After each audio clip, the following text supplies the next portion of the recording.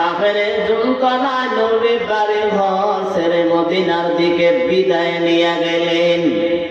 যেই নবী বাবার আদর পায় নাই, 6 বছর বয়সে মাকে হারাইয়া নবী মাকে হারাইলেন।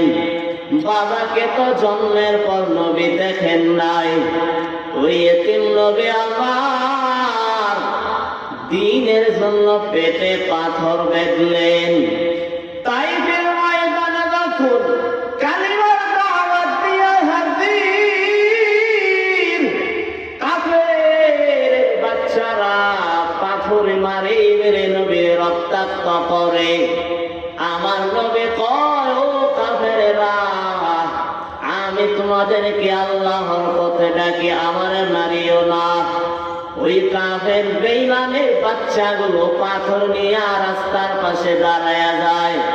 নবীর শরীর থেকে রক্ত বের হয়ে জুতা মোবারকে আটকে গেলেন। আল্লাহ সহ্য করতে পারলেন না। সেই নবীর শরীরে মশা মাছি পড়া হারাম।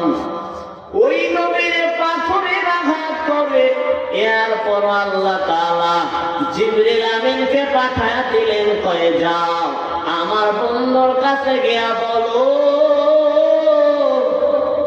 তাইফের জমিনটা যদি অর্ডার দেয় তাইফের বাসীকে ধ্বংস করে দাও। জিবরিল আমিন আল্লাহর অর্ডার পাইয়া আমার নবীর কাছে এবার হাজির হয়ে গেলেন। ও রহমতের নবী আমার, আল্লাহ আমারে পাঠাইছেন, যদি অর্ডার করে দেন এই তায়েফবাসীকে ধ্বংস করে দিব।